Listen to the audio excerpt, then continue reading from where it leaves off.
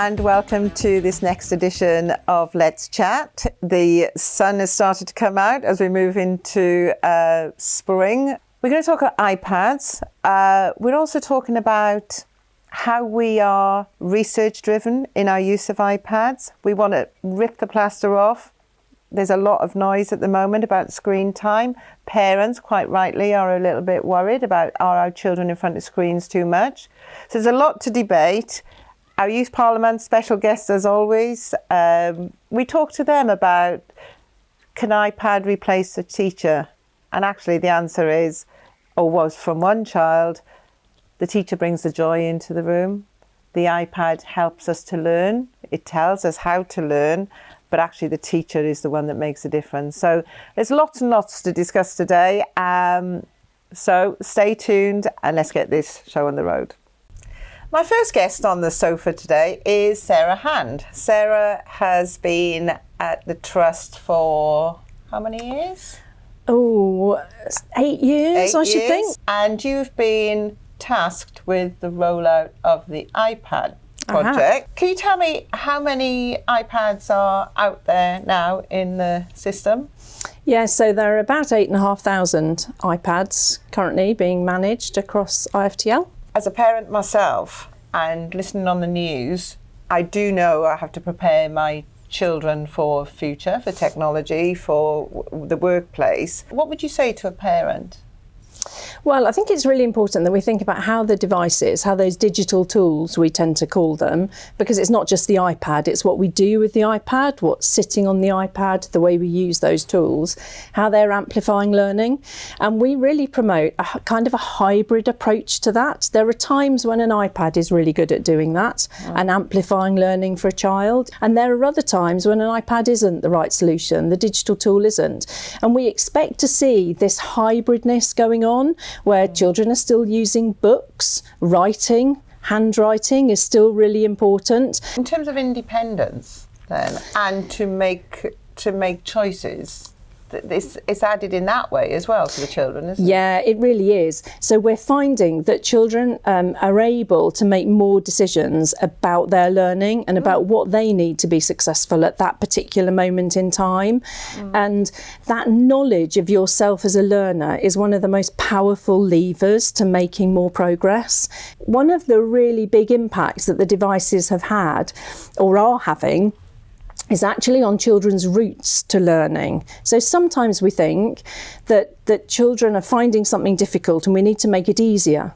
And what children are telling us is, actually, you don't always need to do that, because they talk about the digital tools making them feel braver. What's been amazing, because you've been carrying on a research programme with Dr. Fiona Aubrey-Smith at the same time.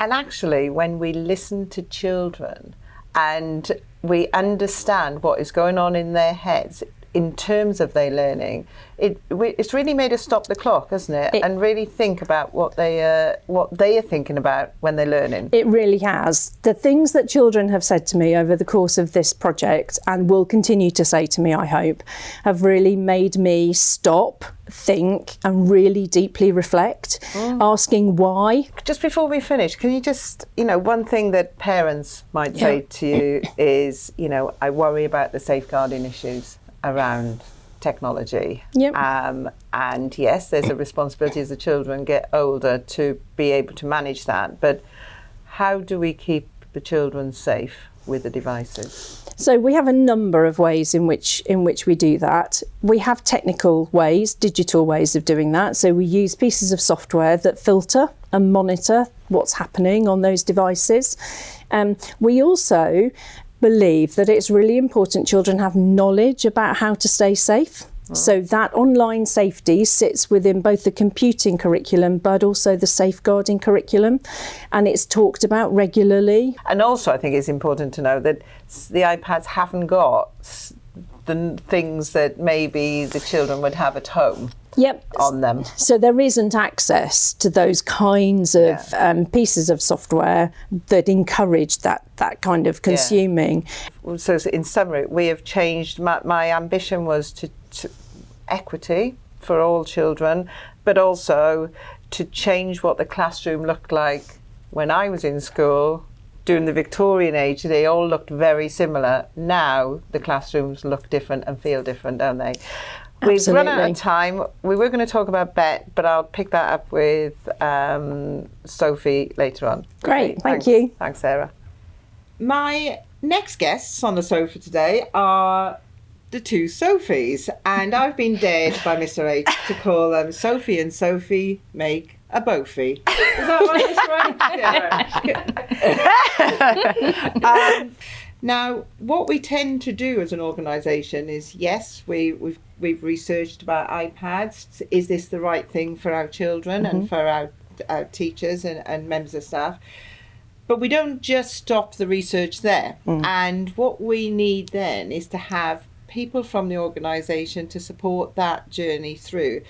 And so I wouldn't, I've worked with you, Sophie, in the past. Yeah. I wouldn't have said we'd be sitting on the sofa talking about iPads. No, absolutely not. Tell me about how that's changed then, your direction a little bit. Yeah, so at 2 Mile Ash, we've had iPads for about 2 years now. And I think the journey we've gone on in the last 2 years is huge. I mean, I was quite traditional at the start of absolutely everything will go in a book. It will just be there as an extra support. But now where we're at, we've got some subjects that are fully digital. We've got the feedback loop inside of it as well. The way we've transformed the curriculum through the iPads is something that I couldn't even think that we would be at in such a short time of 2 years.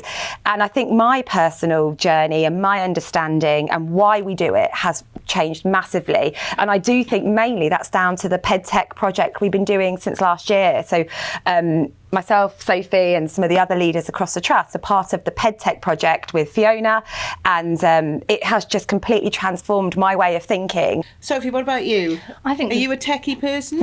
I am, actually. I used to work in tech years ago, and for me it was something I really wanted to grab onto because I could see where this journey was going within our trust. And I think something that every school agrees on that we've done is that we've given that back to the children, so given the learning back to them. So whereas the teacher before would be doing all of the teaching, now the children own that learning. They do, they have that power back. And it's so interesting to see that not only are they doing it autonomously, but they're interested in it more. And there's so much more going on there, it's so much more in depth. I asked you if you were techie. The thing is, you don't need to be techie. No. So from your point of view, it wasn't a particularly huge interest. No. We knew it was something that we could use. Yeah, absolutely. And we've talked about people being guarded. It's a bit bittersweet, and we really agree with screen time and all that stuff. Where are you at with the screen time debate? Well, we have a screen time working group at the moment as one of our PedTech groups. We have and that's nationally. Yes. Yeah. And that screen time working group is actually looking at not only the benefits of having the iPads in school, but also where we need to use them. So do we or do we not? And having that balance is really important. And I think when you walk around schools, you don't see children glued to an iPad. And I think when we talk to parents, when they come in and, start in 2 Mile Ash School, they're all, I don't want them on an iPad. We're a no screens family. I don't want them stuck on that. You walk around school, you do not see children stuck on an iPad. But we've been working a little bit more on oracy as well. So having the voice notes being accessible. Accessibility is a huge feature of the iPads because it's really including those children that perhaps would have found it more difficult before. And now having that oracy focus there as well is giving us extra detail and extra bits for that. It's so nice. Tell me about you personally then, about how you've both grown outward, beyond the trust really. You are on a national stage now talking about this. What's that feel like? I don't know. I think I sometimes don't ever really think of it like that, but it is amazing when you sit back and sometimes like we've been on the train together and things, we're like, oh my God, what are we doing? Like, how have we got here? And I think it is personally for me, just being interested, but it's always coming back to the children and doing the best for the children. And then it's given me these opportunities I genuinely thought I would never have. And I am really grateful to be part of these and, for Sarah Hand to kind of put my name forward for that. Yeah. And it's just something I found really interesting, exciting and different and purposeful. And then it's hard to think where we've got to with it, I think. But people want to hear from you. So it's all very well hearing from the people who do the research behind or hearing from Apple. But actually, it's the people on the ground that are having the influence in the classroom. That's why, we should never underestimate the power of that, because you talk with such enthusiasm as well, and people want to engage with you. I think having these opportunities have been so amazing. The last 7 years I've been doing this is just I've stepped up greatly, but also there's so many things that everyone can choose to do, and it's changed my teaching practice, it's changed my definitely. school's teaching practice. And I think you're right, the networks Yeah. we've made and Yeah. the people we've now met from different trusts Yeah. and different companies through the National PedTech Partnership Group and things. And, you know, we've been out to do other digital discovery days and making those connections and seeing what's going on, bringing back the best practice, but making it right for us as well, not just following in line. Yeah. I think that's really And it's helped giving me. it's giving us our why. So we know Yeah. exactly why we're doing what we're doing, and we know that it is only for the children. Yeah. And you know, when we do the National PedTech Partnership, I think something that always comes out when we leave, when we go, we're nervous. Yeah. When we come back, we go, we're so far ahead in Yeah. our journey. We've done Yeah. such a good job in our journey, and the trust is so far Yeah. ahead in their journey, and the research is really paying off. Yeah. Thank you. I'm very excited about what the future looks like. Thank you. Thank you. Thank you. As always, the best guests of my session on the sofa is my youth parliament members. So as you can see, they're from Two Mile Ash School. I'll let them introduce themselves. My name is Zainab and I'm in year 6. My name's Dash and I'm also in year 6 as well. So we talk a lot on Let's Chat about youth parliament. You've had a couple of meetings now this year. Feeling good about what difference you're making so far? Yeah. So talking about the future, sustainability is one of the areas that we work on in Youth Parliament. And today on the Let's Chat, we're talking a lot about iPads and digital devices. And you have one here. Just let's show Mr. H your iPad. Tell me, has it helped with sustainability? Yeah, you can put worksheets on your iPad and it helps save paper. It does save paper, and I know that our paper bill across the trust has reduced dramatically, and the amount of photocopying we do, which is a time thing that the teachers have to do first. So there's a lot of things you can do on the iPad. Tell me though, I'm worried as a parent that you're spending too much time as a year 6 child on the screen. What would you say to me? Do you spend all your time in school on this? No, not really. I think, year 6 child, they just want to play on their iPads all the time. They don't want to go to their book. Restrictions on your iPad where you can't use games. You can use some games, only learning stuff. Learning games like TT Rockstars and things like Hit that. the button, those kind of things, yeah. Yeah. What do you use your iPad for? We use Shobi. So you use Shobi. So Shobi is what? It's like a digital classroom. It's a digital classroom, and is that a communication between you and the teacher? Yeah, you can send stuff to your teacher without being in the same room. When you're in the classroom and you're asked to present something in a particular way, how can you use your iPads for that? All the screens in school have an Apple TV hooked up to it, so you can screen mirror to the screens and show your work to the classroom. We're quite unique in this trust that we have one-to-one. Because do you remember the day sometimes where you'd have to share an iPad or a digital device in the classroom? Now you've got your own. So what would you go and tell another year 6 child in another school who didn't have iPads? What would you say? Oh, do you know, I love my iPad because It's really accessible.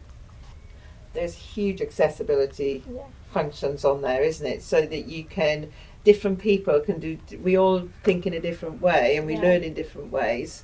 Is there anything in particular you use from an accessibility? I use the point of view? colour filters. Do you? So, and nobody else would know that you're doing that. That's something that you do yourself. And just finally then, you got a big quiz coming up at the end of the year. I like to call it a quiz rather than a test. Your SATs. Have these helped you at all to prepare for that? Very much, because we have all of our work, so if we're struggling on a certain topic, we can go over it again to help us. And you take these home? Yeah. And then are you up in bed at 9 o'clock at night on your iPads? No, because at 7 o'clock they will switch off and you can't go on them. Okay. Do your parents like to see what you've done in the day on your iPads? Do you? Yeah. Are you able Sometimes, to? yeah. Yeah. So you take them home and you can do work on them, but at 7 o'clock you have to stop. Okay. Wow. Thank you. So it was worth the investment that the trustees have spent in getting iPads, and you wouldn't want to be without them now. Is that right? Yeah. Okay. Thank you so much for your time on the sofa. So my final guest on the sofa is Anna.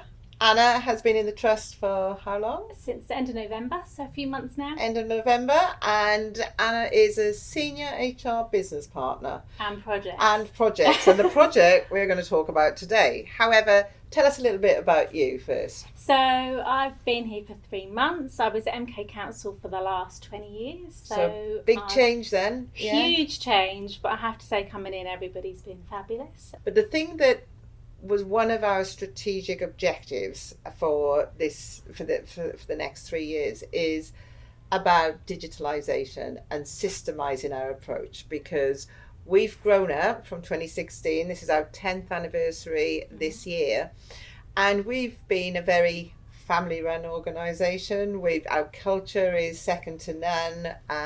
We all look after each other, care about each other. However, as we've grown and about to grow more, we need to systemize things. So the project bit is quite fundamental. So what is the project around that? Yeah, so one of the key projects I'm working on is around Bromcom, and Bromcom from a staffing perspective. So currently, staff within all of our schools fill out paper forms, so mileage, expenses, sickness, leave, any of that sort of thing, and they put it into our HR leads who input it into Bromcom. We also have an EPM system, so EPM is our payroll provider, so they input it once in Bromcom and they input it again in EPM. It takes a huge amount of admin time. So one of the things we're relaunching from September is that staff will self-serve on Bromcom, so they will log on and they will put in their expenses, leave, sickness, whatever it is on there. It will go through to the manager or the head teacher, and they will then approve it, and that is the end of that process. So when you first came in, did you think, wow, this is a bit There's antiquated? a lot of paperwork. Yeah. And repetition.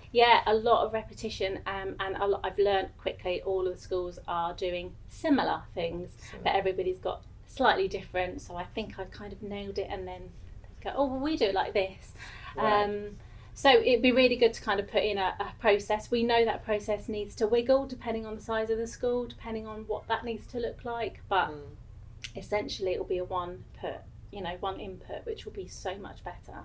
But also, we're quite a big tanker to move as well. So how are we going to get this rolled out? Because it's a big task. We're 1,300 members of staff now, and isn't there something they'll be training? You know, we can self-certificate. There's lots coming. So Ben Smith has been recruited. He's starting with us in April, and he's head of data and insights, and he has got the technical understanding about the system, and he will help me integrate these systems and help us with that. During this Let's Chat session, we've talked a lot about how ahead of the game we've been with iPads and PedTech, we call it, which is pedagogy around technology. And then behind the scenes, our systems were quite antiquated. So it sounds like by September, we'll be more on par with, the outward facing, wow, we're really, tech savvy.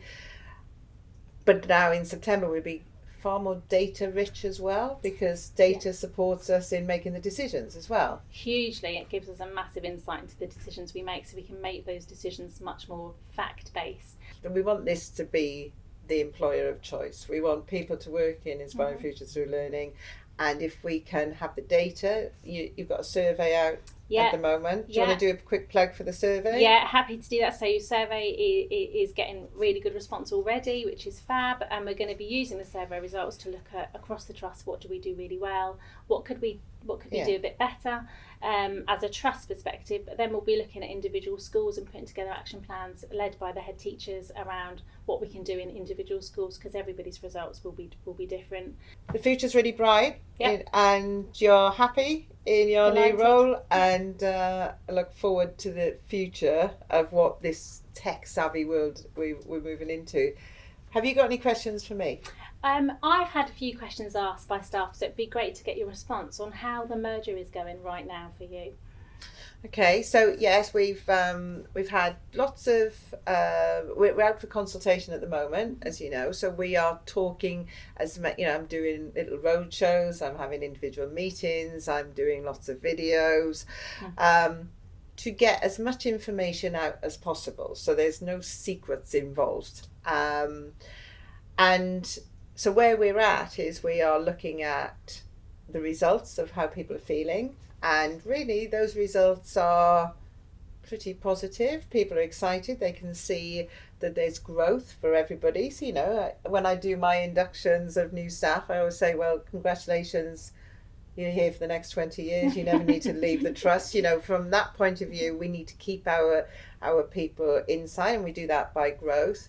So they've got different experiences that they can have. What's your feelings about it? I'm so new in the job. I'm still learning the IFTL bit. It's still every day's a school day. I keep saying that.